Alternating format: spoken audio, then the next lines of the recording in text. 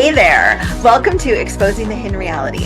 I'm Annette, career reinvention coach and caffeine-powered human. And I'm Sandra, women's life and leadership coach. I bring the woo to our conversations. And this is the podcast where we call out all the unspoken stuff, biases, outdated expectations, and all the things women navigate in work and in life. Yes.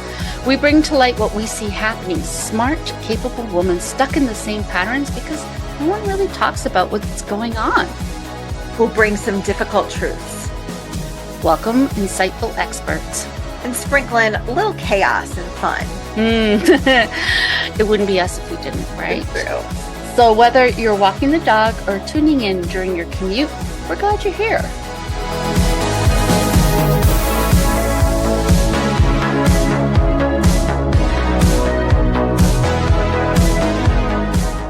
Let's do this. Let's do this. You want to do the let's do this together? Like 3, 2, 1, let's do this. All right, 3, 2, 1. Let's do this. Welcome, everybody. We're so glad to see you. I am Annette Garsteck, joined by my sidekick, Sandra Wind, of course. And today we are joined by a local Northeastern Ohioer. Is that a word? Should I have said it that way? I'm not sure.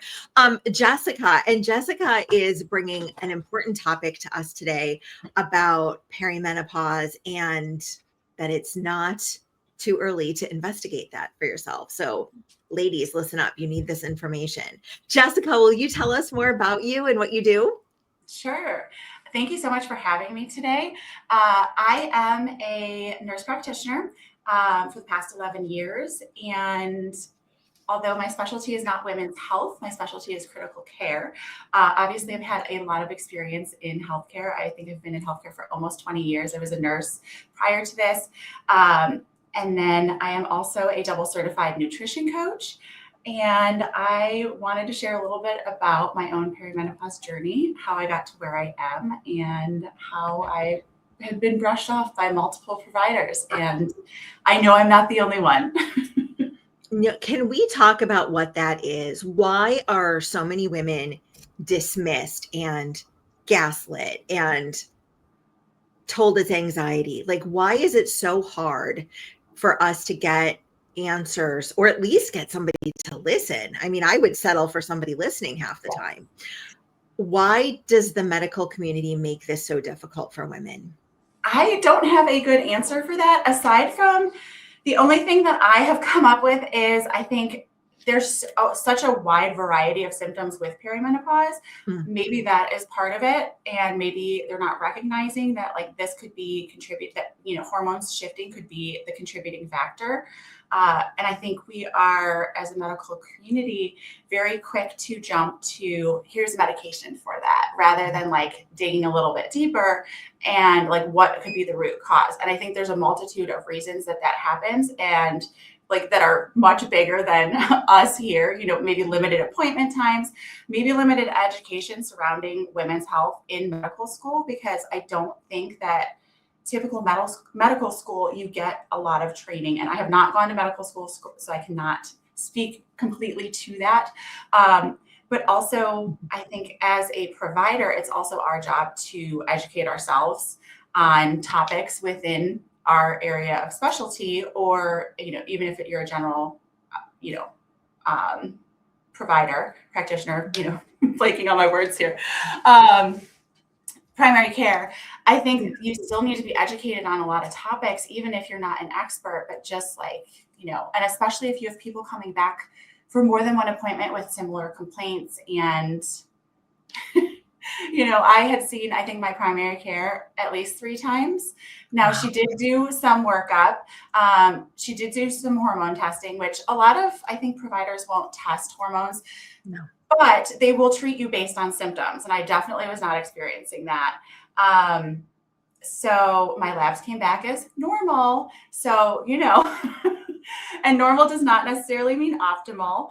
And if anyone has experience in any realm of functional medicine, nutrition, all of that, you know that like your labs could be within normal range, but you might not feel normal, which I think is also really difficult, especially for, you know, maybe somebody who doesn't have a lot of extra time to look into things. But I think when you have somebody coming back repeatedly with multiple complaints, and especially when you're checking things off, like, you know, I presented with extreme fatigue.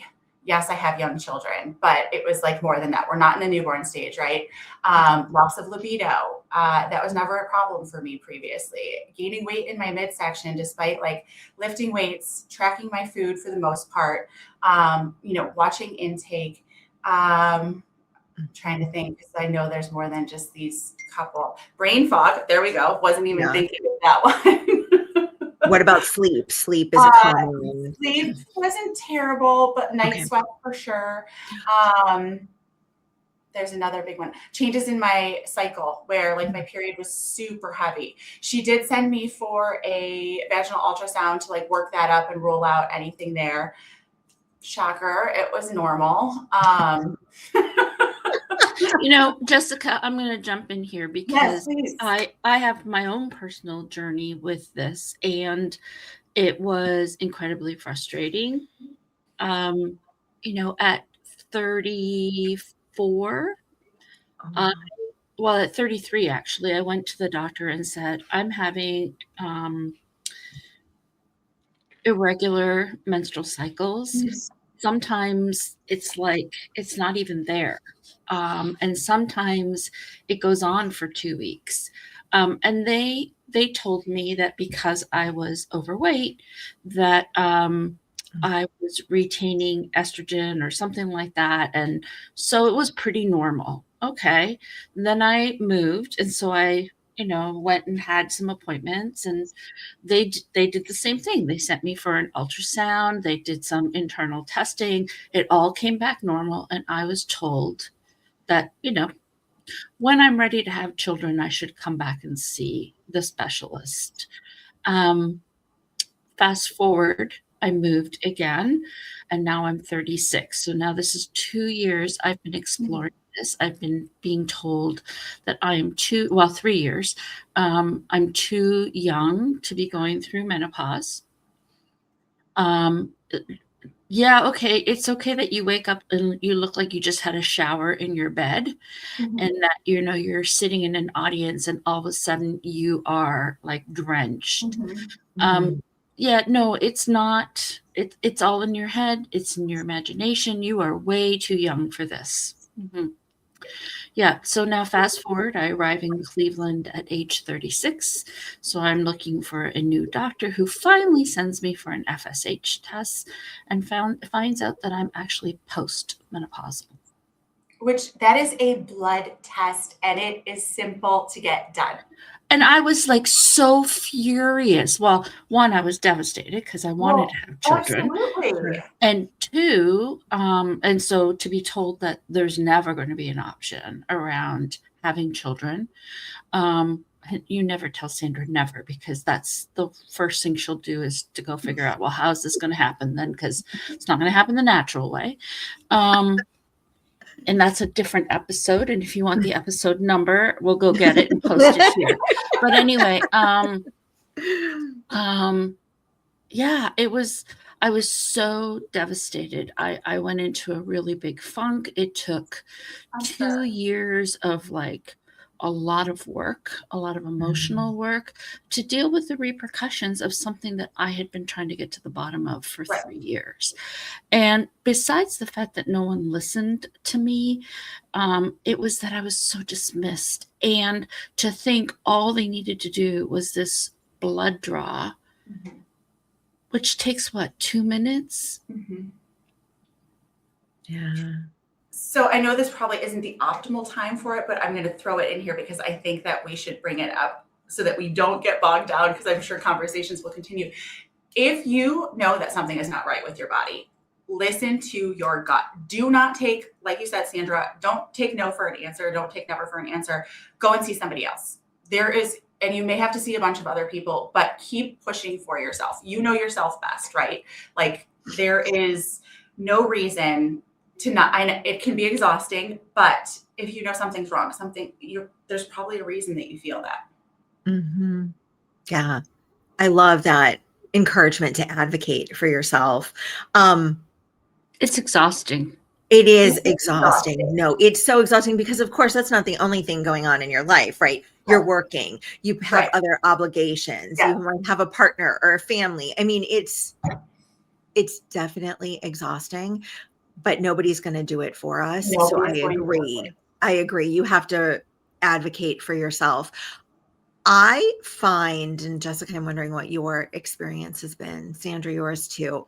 I find that female providers, not always, but are more likely to listen. So that's usually when I'm feeling stuck. I'm looking at my provider pool and saying, am I with the right person? Is this the right person going to take me forward? And then I also love to ask for referrals, because if somebody I know and trust already has somebody that they know and trust, that might be a really good place to start. Absolutely. And like if you're in a mom group on Facebook or something like that, where I live, we have an amazing group for that, where like if somebody said, like, recommends somebody for something, I was like, I'm trusting that because they wouldn't put it in here if they didn't think it was a good source. Interestingly enough, all of the physicians that I saw were all female. And I think, like I said, I had over 6 visits between primary care. I was referred to endocrinology because my thyroid was enlarged. I told her, because it was like endocrinologist, hormones.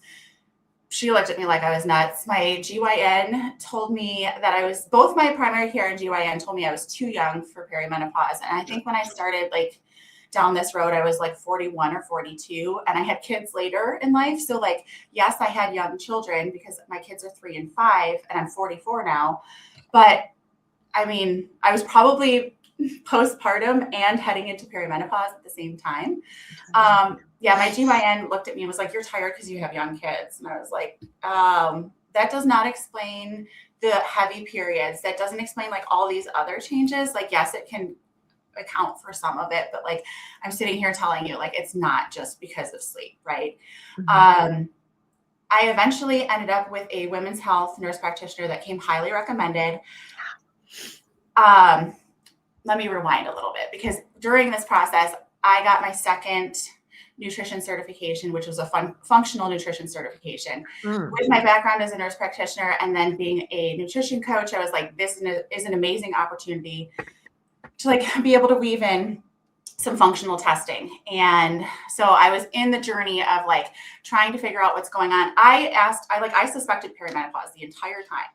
And so there's something called a Dutch test. I don't know if either one of you have heard of it. No. It's a functional test, and you take it actually at home. It looks at hormones, and it's you do it at home. It's a dried urine test, and it's over a 24-hour period. And traditional medicine doesn't always take functional things into consideration. But I ended up getting a Dutch test, and it's something I can now order for clients. And when I got it, I was in this program getting the certification. So my mentor helped me interpret it, and it was a great learning experience, because like, what better to learn than on yourself? Yeah. Shocker, I am in perimenopause and I'm estrogen dominant. So I wasn't like eliminating estrogen the way that I need to, which was also contributing to some of the symptoms. This test for me, and even if it's not supported by like traditional medical community, I don't care. It provided answers for me. It gave me validation, if nothing else, that I was not getting from anywhere else. So just to know that, like, yeah, I'm not crazy. Everything I was feeling was indeed true. It was just like so eye-opening for me. And from then I was able to like make shifts with my diet to like eliminate some things. Like I had cut out alcohol, I think already, or around that time when I found that out. I did dry January this past year. And I was like, you know what? It truly is not making me feel that great. Affecting sleep. And like, it's wild when you cut it out, even if you're not having it in large quantities. And when you start introducing it a little bit back, if you really tune into like how it makes you feel, sometimes there's not as many benefits as you may think that there are. So made some dietary changes as well, added in some supplements that were like specific to my test results, like areas that I was lacking, and not like what you see on like Instagram because some influencer is taking, right? Like more specific to you. And then gave myself some time to like, I don't necessarily want to say like heal, but like slow down a little bit and focus more on sleep and recovery. And then eventually did a like diet phase deficit, calorie deficit to lose some of the weight and was successful with losing the weight. I have some pictures on Instagram. It's like one of my pinned posts. I cannot believe like just how much bloating and weight I was carrying in my midsection during that time. So started having success there. Eventually, and I was still like on this journey to figure out like, okay, well, I do still want more information. Yes, I made all these changes and I am feeling better, but I'm still like not feeling as good as I think that I could. Yeah. So found a women's health nurse practitioner and locally who came highly recommended. Made an appointment with her. Of course, then you wait a few months to get in. And she was amazing. And she's like, I told her my story. She's like, you're absolutely in perimenopause. That's not inappropriate. I mean, Sandra, you were probably really young to be experiencing what you experienced, but I mean, perimenopause symptoms can show up as early as like mid 30s. Yes. So you were probably just like, again, outside that normal range, right? Or you were. And I think that part of it was there were what appeared to be easy answers. You're too young, right? Mm-hmm. You're overweight. Right. But lab testing is so like that should be one of the first things you can do. It's so easy to like eliminate or rule out or rule in, you know, some answers. Yes. Yeah. I was really, I mean, I have children. I have 3 children now, but the at the time it was pretty devastating news. Yes. Absolutely. I can only imagine. Yeah. Especially because you had no inkling of that. Like you knew something wasn't right, but like that was not the answer you were expecting. No. And to think it was just, like I said, a 2-minute blood test could have answered so many questions for all of us. But yeah, I think what I learned through this process is, don't be too trusting. Mm-hmm. Investigate. Yes. Talk to everybody you can. Mm-hmm. Yes, it's exhausting. And sometimes we don't have enough time to do all the things we need to, especially when we have a full-time job, right? Yeah. But I think it was an important lesson, especially as I moved into motherhood, because there were so many times that doctors told me X or Y about my kids. And I was like, this is not enough. And it was that experience that really propelled me into, we're going to push a little bit more. I'm going to be your worst nightmare. And when you have children, of course you're going to do that for them. There's no second guessing. But I think us as women put ourselves on the back burner because we're taking care of everybody else. Exactly. We need to pause, and you have got to take care of yourself and put yourself first. Nobody else is doing that. And this is not just like with providers. This is like health, taking care of yourself, all of the things. Like, I mean, I know that I have horrible mom guilt, and I used to like working out, you know, things like that. I'm not making time to do, but ultimately, if you're not taking care of yourself, you can't take care of everybody else down the road. So you're only doing them a disservice by not making the time and taking care of yourself. And you know, we often at this point will say something like, you know, the oxygen mask analogy, right? Mm-hmm. But I think the other part that often gets missed when we talk about this is that it's not just about taking care of yourself. It's what are you modeling? So if you have daughters, what are they seeing you do? Right? They're seeing you put everybody else ahead of yourself. Mm-hmm. So when you tell them you need to take care of yourself, are they listening to you? No, because they see what you're doing. Right. And so the important part is to reflect on what is it that I want my children to take away from this experience? Or even, I mean, we often think about children, but what about your nieces and your nephews, mm-hmm. right? What are they seeing you do? What are the young women that are in your orbit? What are they seeing you do? Yeah. Do they see you advocating? Do they see you modeling behavior that says, I have agency and I'm going to look after myself? Mm-hmm. And I empower you to do the same. And those little eyes and ears are always watching and listening. So now if I can't get a workout outside of time with my kids, I will work out while they're around. And it's funny that they see that, but now they both come in like the gym area and they're like, Mommy, I want to work out too. And my daughter's picking up 3-pound weights and, doing things. But I'm like, that's what she's going to grow up with normalized, right? Not that like she never saw me doing any kind of exercising, strength training or anything like that. Like that will be her normal. And I know growing up for me, that is not something that I witnessed in my house. Nobody was exercising or drinking water, or no, times are different now. Growing up, like you didn't drink water ever. That just was not a thing. Well, like yogurt Kool-Aid, right? Yeah, and you don't drink water because you don't get personal time in the bathroom anyway, right? So it's like, oh my gosh, it's funny. That was one of the things about having a and it was one of the things that I laughed about having a dog. It's like, oh my God, I've gone back to 2-year-olds. Yeah. Yeah. Oh, mine pushes the door open. I have a mini. Yes, exactly. Like, nobody's even here except for you. Leave me alone. Exactly. Oh my gosh, I love it. The things we talk about live. I think it's great. I think it mirrors real life. Seriously. It does. Right? And I think it's like we say in our intro, these are the real things that we need to be talking about as women, right? Yeah. These are the things that we talk about at dinner with our really good friends. And, Jessica, we'll have to plan a dinner, especially since you're just down the street, right? I love that. Yes. But what about the people who don't get these conversations? So yes, right. This is really important. Yeah. So Jessica, yes, I'm going to stop talking now, and I'm going to ask you, what can women do if they suspect that they need some support? So as far as, like finding a provider in that sense, so after seeing this women's health nurse practitioner, she actually left the hospital system that I was in.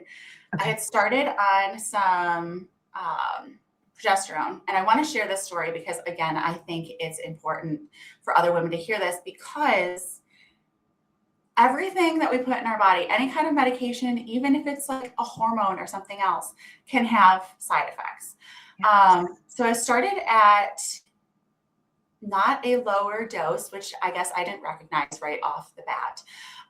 And like 3 weeks into taking it, I was close to my cycle. I have an Oura ring and pay a lot of attention to my cycle, because definitely there's mood swings, and I can sense like what am I craving, like food wise, how am I eating, how am I treating myself, and how irritable I am. And I'll look and I'll be like, oh, we're 5 days out. No, And I was approaching my cycle, had been on it for 3 weeks, and wanted to crawl out of my skin, like could not stand it. Like not chest pain. I don't want to describe it as that, but like, I don't know if you've ever experienced anxiety and you have like chest pressure with it. And not like if you've had anxiety, it's not like go to the hospital, right? But it's like, just, notice it's there. I think of some other symptoms, and I was like, what is going on? Like, this is extreme compared to like what my cycle. Comparison game is a big one for me. Close to my cycle, like I said, not being super nice to myself. I was, what is happening? And I was like, what has changed recently? I had started progesterone 3 weeks prior to that. And I start doing some digging. And if you are on too high of a dose, you can actually have the opposite of what the anticipated not treatment, but like how you feel on it, right? Or side effects. So I couldn't call that provider back because she wasn't with that system anymore. So I reached out to my primary care, the one that had told me I wasn't in perimenopause.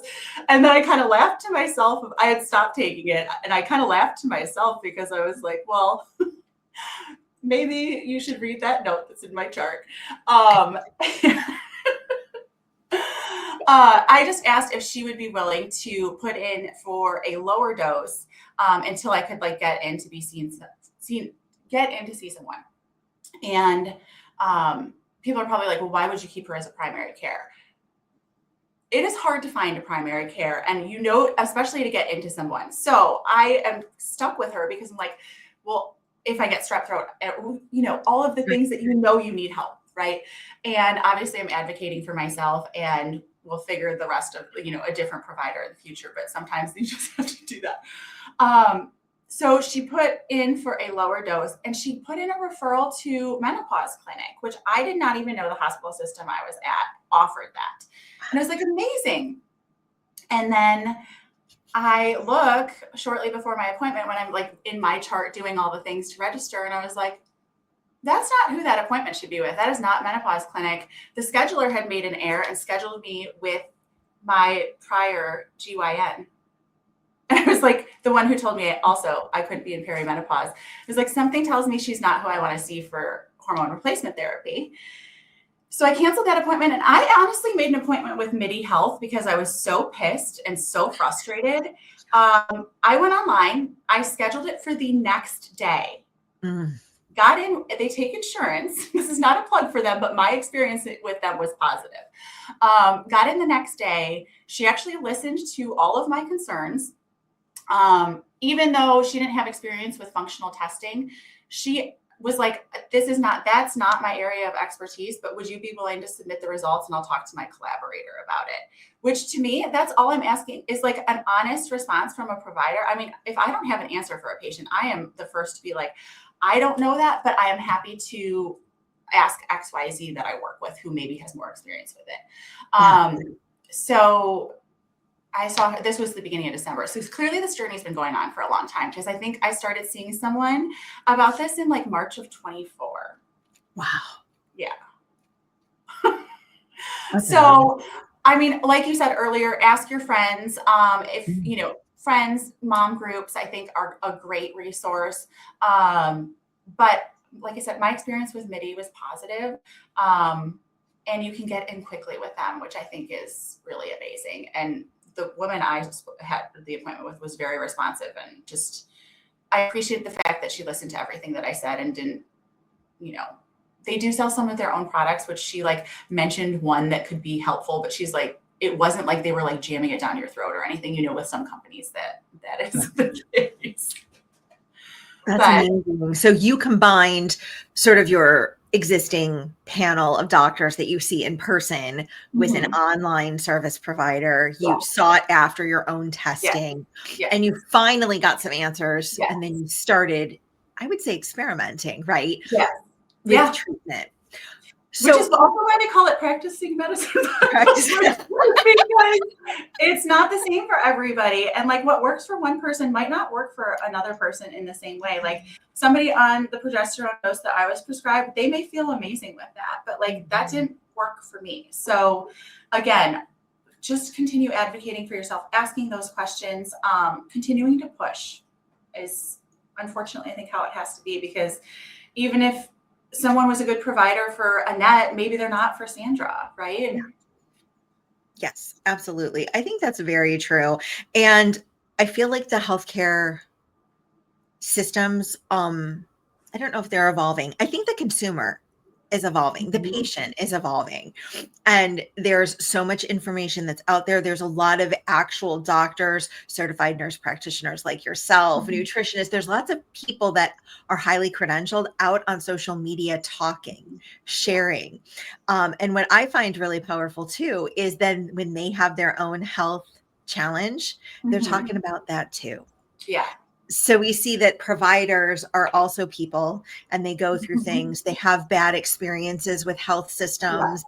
Right. So no one's exempt. Not that that makes it right, but you feel less alone. And I think for me personally, that fuels my advocacy. Okay. Yeah. People smarter than me, people that know how to navigate these systems are having trouble. I shouldn't feel bad. I should just continue forward.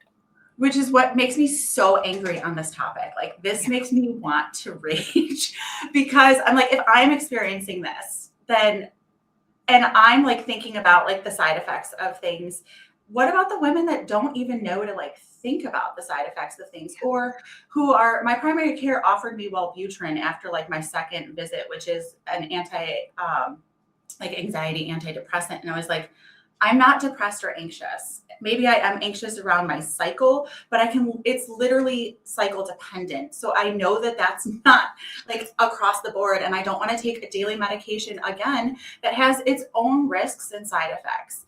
So what's happening to all these other women? And her, when she was telling me about Wellbutrin, she's like, oh, well, it also could suppress your appetite so you could have some weight loss with it. And I was like, no, I didn't come to you for weight loss. That was like not why I'm here. And also you didn't ask me anything about my lifestyle or diet or exercise, or is that even a goal? You know what I mean? I don't know. It makes me really mad because of so many women that I know that are out there that are just being brushed off and given like a Band-Aid for whatever's going on that could cause other issues in itself. Yes.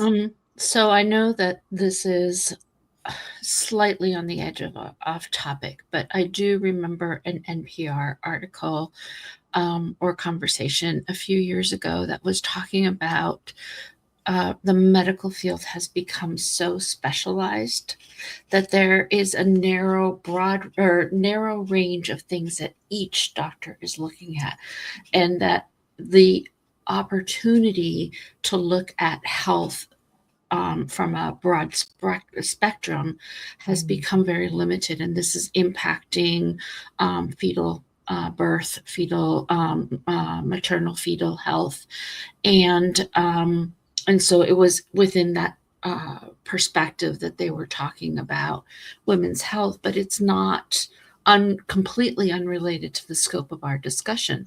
There are, especially when hormones are involved, there are so many different things that could be impacting this, that to have such a narrow focus does not help try and narrow down or figure out what's going on. Yes, totally agree. I think I just lost my train of thought on this one, but I don't disagree. And I don't think our modern healthcare system, there's any part of it that's about preventative measures either. Right. Which I think is why there is so much that's starting to happen with like direct primary cares, where you have like a membership, or there's I can't think of the company that does it, but they will do a whole host of labs and give some feedback. So even if you're feeling good, you have like a baseline of like, hey, here's when I was 30 or 35, and here's how everything looked. And you could have something to look back on 5, 10, 15 years later. What's changed in those markers? What's changed with how I'm feeling? But yes, and looking at the whole picture, that I think is something, like I said, I introduced that my background as a nurse practitioner is critical care, but obviously I've been in the healthcare field for a long time. Yeah. I think this is what's so unique about me also being a nutrition coach now, is because I have a lot of women that come to me wanting weight loss. Their goal is weight loss. They don't want to go on a shot or a pill or whatever else. They want to like truly make changes. But a lot of them are coming to me when they are in their, later 30s, 40s, 50s, and they're getting labs done and they're pre-diabetic, or they have to go on blood pressure medication, so I think it just gives me a really unique perspective because I understand the medications that they're on, but also can provide the support and accountability so that they can reach their goals without having to like add in more medication. And hopefully with those lifestyle changes can make, come off some of those medications at some point. Yeah, I love that. My family and I recently switched to a direct primary care provider. Yeah. It was mid last year, and it has been nothing short of life-changing for us. That's awesome. Because we actually get to know her and she gets to know us. Yeah. And so reachable. And we have a senior that lives with us. My husband's mom lives with us. And the amount of jockeying we used to have to do to get her seen. And there were so many urgent care visits and emergency room visits just because we couldn't talk to anybody else. Yes. Right. And now we have this membership that gives us access. We can text our provider. We can call our provider on the weekends. The office knows who we are and will take a message and get back to us same day. It's been a really changing experience for us. And it costs about the price of the copay. Yeah. To go see the provider every month. It's so interesting. It's so interesting, that shift, because think about, like, lots and lots of years ago, that's like how things were. Like, your doctor knew your family. I'm saying he, it doesn't have to be he, but I mean, stereotypically it probably was a male, but knew your family and would come to your home and see you and take care of you, right? And had a much broader, I guess, knowledge base. And I think things obviously are super specialized. So some of that has to be specialized, but I think we just sometimes lose that human touch in healthcare, where, both as like an employee and as a consumer of it, like, you don't want to be just a number to anyone. Yeah. So with our pediatrician, thanks, Dr. Lonzer, I love you. She knew how neurotic I was, right? So, and she also knew that, if I'm here, it's not the normal things. Like, there's something weird going on, or, maybe it's just Sandra overreacting, but she at least, she had a sense of who I was as a person, and that if I was there and I was saying something was off, there was probably, it wasn't just the simple answer. I mean, often it was, but at the same time, when things got serious, it was like, I know Sandra well enough. She wouldn't have scheduled this appointment if it wasn't that there was something else happening. Right. And there's a sense of trust that's developed between the doctor and the patient as a result, right? Case in point, when I took my 11-year-old, who's now almost 20, to the hospital, and we walk in and I'm like, I think he's got appendicitis. And they took us back right away. And the doctor said, no, I don't think this is appendicitis. I looked at her and I said, I am telling you, he is either birthing a kidney stone or an appendix. 11. He's 11. Yeah. I am telling you, because I have a personal experience with this, and this is not like my husband's has kidney stone problems. And I'm like, I have seen this before. So it's one of that, or he has appendicitis. It's not something different. This is not my child.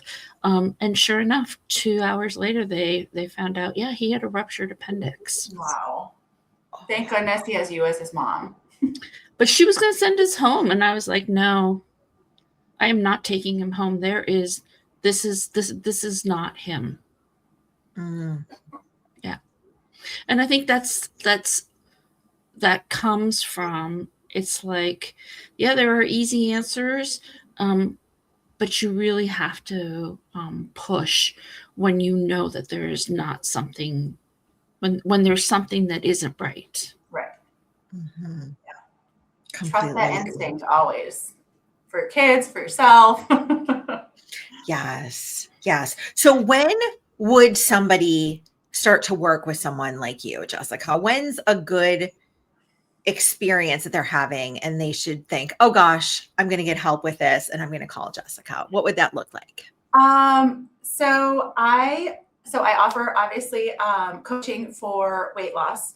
My ideal clients are women in perimenopause, but I work with women who are from late 20s up to 60s. There's no like actual age limit. I mean, obviously above 18, adults only. And it depends on what goals are, because like I said, I offer coaching for that. And some women, weight loss isn't the goal, but some want more energy, to feel better, to just have, eat healthier foods.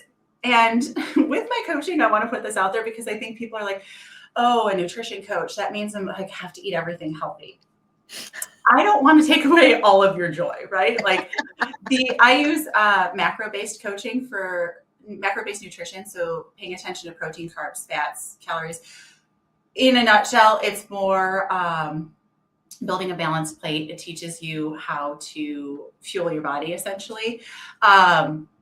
So there's my point on I'm not asking you to get rid of everything. Like if you have a non-negotiable, if that's chocolate, if that's wine, if we're going to find a way that you can fit that in and still reach your goals.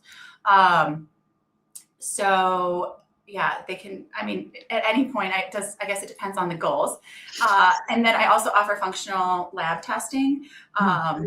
So like Dutch test, GI map, things like that. I have the ability to order regular labs. I use a company called Rupa Health. So it is an actual physician that orders the lab work. So if there's something that flags, obviously I'm going to recommend that you see someone, and I'm not going to provide your health care for you, but I can help get some answers as far as lab testing and things like that. So I'm not sure that there's necessarily an ideal time. I think it depends on like what someone's goals might be. As far as that goes, but yeah. So Jessica, we talked about, and we've been focused primarily on the end of this scale that deals with you've had a menstrual cycle for a long while and things are not normal, and there's the change that's coming.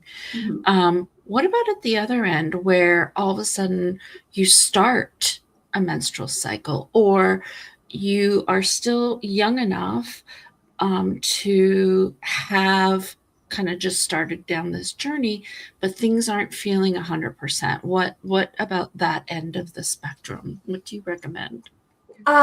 So again, I think habits can make, like lifestyle factors can make a really big difference. We touched on alcohol earlier, which I'm sure is not what anyone who really enjoys alcohol wants to hear, but I mean, it is a known toxin, right? When it's in your body is not focusing on other things. It's focusing on eliminating that toxin. So that would be one of the, and I'm not saying everybody has to cut out alcohol, but like maybe dial it back a little bit. Investigate, like, how does it truly make you feel? Some other just lifestyle factors, focusing on taking care of yourself, and what does your eating look like? Are you feeling, is your typical intake like really processed foods? How many vegetables are you eating? Like, I mean, let's dive back to the basics on some of this stuff. Like, I'm not saying go to the gym 5 days a week, but like, are you at a desk all day, every day? Could you get up and walk around a little bit more and increase movement a little bit? I think some of those things can help. I think that there's a nice blend of lifestyle changes that you can make to help make yourself feel better. And again, I think starting that process early and bringing it up to a provider, knowing that it might take a little while, or you might have some changes, or maybe getting some baseline labs when you start noticing that like things are changing. And I know that a lot of providers won't do anything based on labs, but functional is always an option as well. Sandra, do you have some experience with functional testing? It sounded like a functional medicine. No. Okay.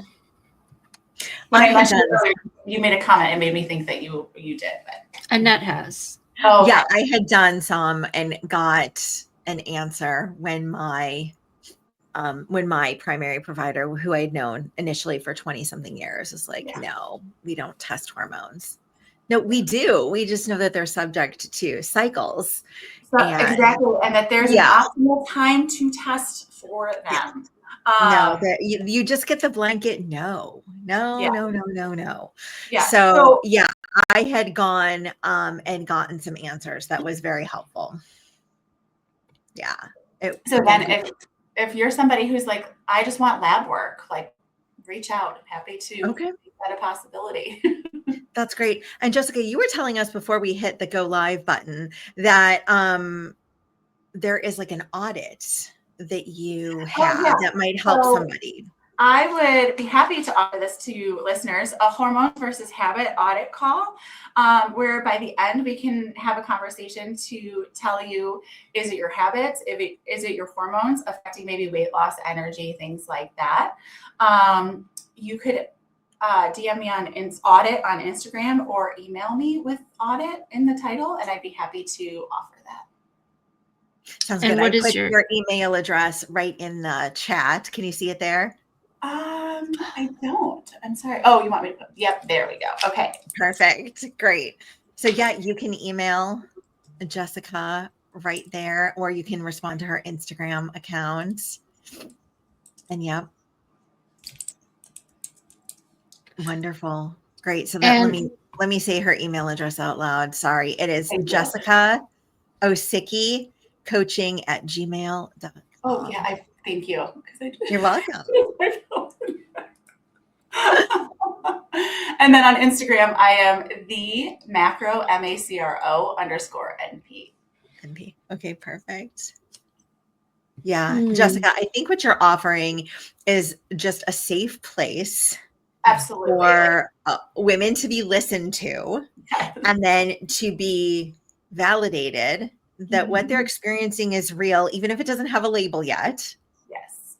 And then different options to explore. What is it? How could I address it? How can I feel better? Yes. And I think those options are freeing because you know what they are, and you can finally feel heard, and then to be held by somebody that went through something very similar. Yes. And I mean, if somebody just wants to have a conversation because maybe they're experiencing this or they're not comfortable talking with their like friends about this, like feel free. I am an open book and I am happy to just have a conversation. Like it doesn't mean because you reached out that you're committing to coaching or anything else for that matter. Like I'm a human being too, and I'm happy to have a conversation. I love that. Thank you so much for the gift of your time. That's amazing. Thank you for having me. Absolutely. Again, if you want to connect with Jessica, you can find her via email or on her Instagram account, which is at the macro _NP, and reach out. I think it's good to have a conversation so that you know you're not crazy and you're not feeling dismissed all the time by traditional medicine.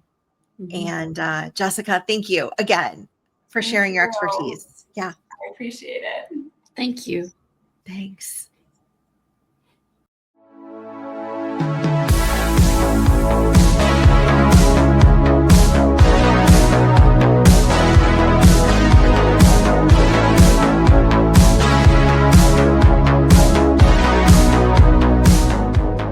That's a wrap on this episode of Exposing the Hidden Reality. If something hit home or made you snort laugh, tell us. Seriously, we love hearing from you. Message us, tag us, or send us coffee. We love coffee. And hey, leave a review. It helps more women find us and boost our egos. Which are like fragile, like suspiciously fragile. True. All right, until next time, keep questioning, keep growing, and if all else fails, Blame the dog. See you next time. Wait, did we stop recording? No, we're still here. You have to push the red button. Red button. Cool. Just eternal podcast. Bye. Bye.